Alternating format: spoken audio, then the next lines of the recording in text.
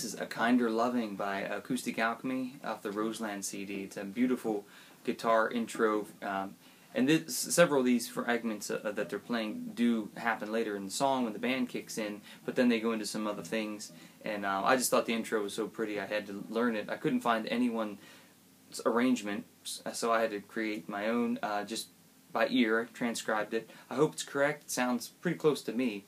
There's some interesting shapes here, some open shapes you might not be used to, and then some adult jazz chords here later on at the end. I hope that won't scare you too much, but if you go slow, I'm sure you'll be able to get it. Here we are. I'm going to play it slow, and you have the score in front of you, so just I'm not going to call out all the chords, but I'm going to go real nice and easy here.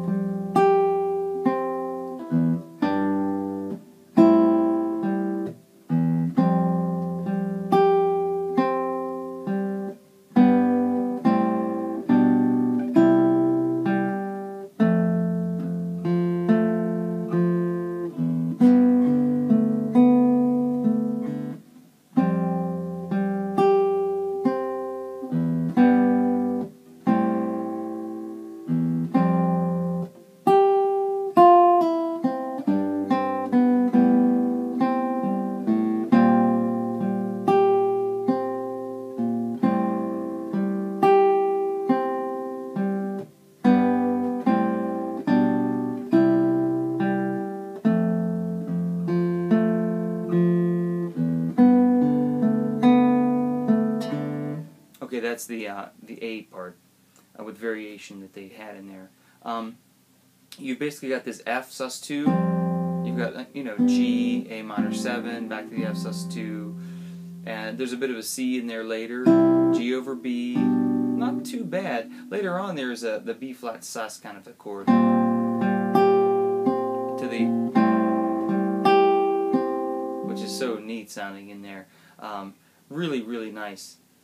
Not too terribly difficult. If you're looking at this, you're probably in the advanced section of my website, or so you should be able to kind of get through it.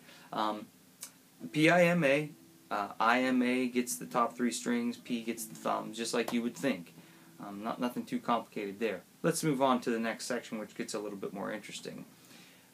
E minor 7 up here. Here's the bar shape. Now what I'm going to do is release that chord, and I'm going to hit the 4, 3, and 2 strings with an I, M, and A, and then back to the chord. So now I'm going to come down to this chord, which would be D, and I'm going to play a D, an A, skip the 3rd string, and an F sharp here with the pinky, and then I go to bar, B minor 7. So, I'm sorry, I'll play all of them.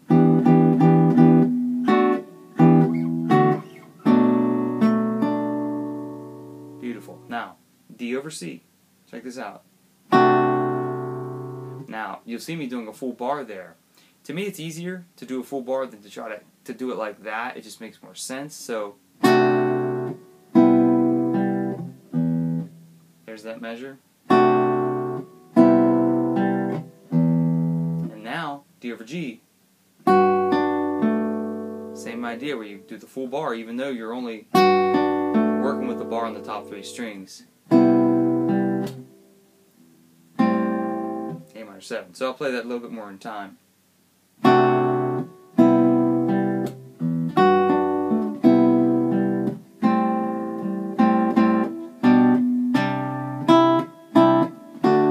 Okay, there's your build. So A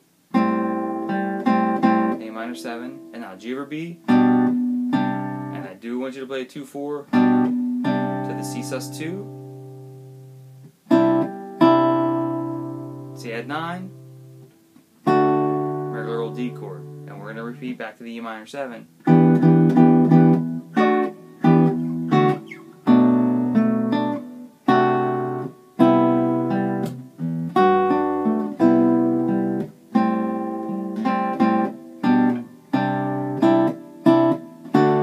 You'll see some X's in there, and I didn't play it that way when I first transcribed it, but as I listen closely, I hear it in there.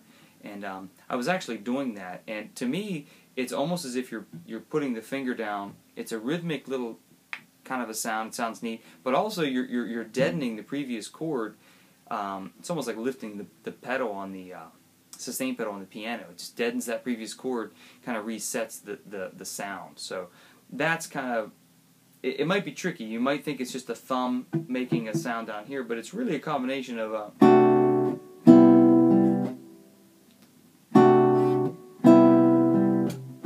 that kind of a sound.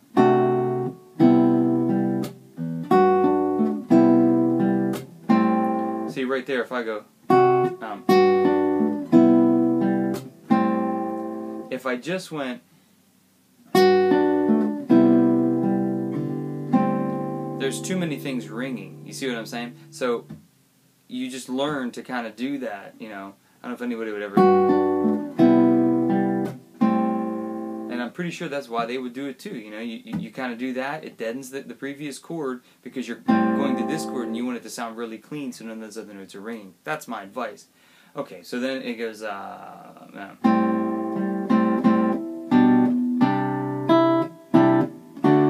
okay, so now is where some of you may have a little trouble.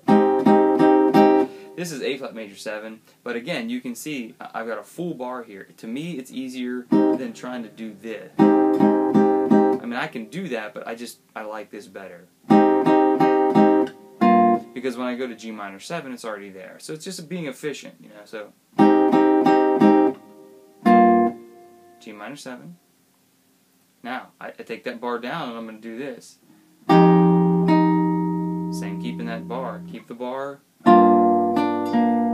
So if I place it first and then I can just move it around, it makes it so much easier. Let's try it again.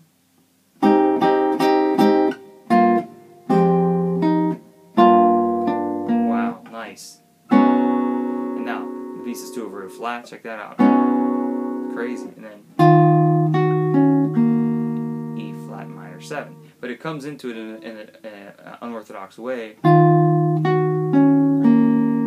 See, these are here. Now the shape is down. Now, A flat over B flat, B flat over C. Alright, so I'll play that hard section. Measure 26. Here it is.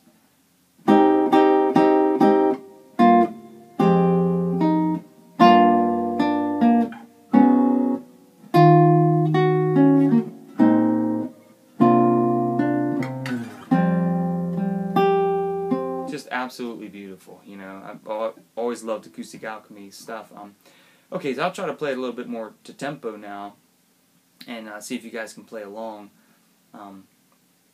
Have fun, and yeah, good luck. That's it. There's a lot of big chords, but my advice is that if there's that bar, keep it there. You can see how it moves around.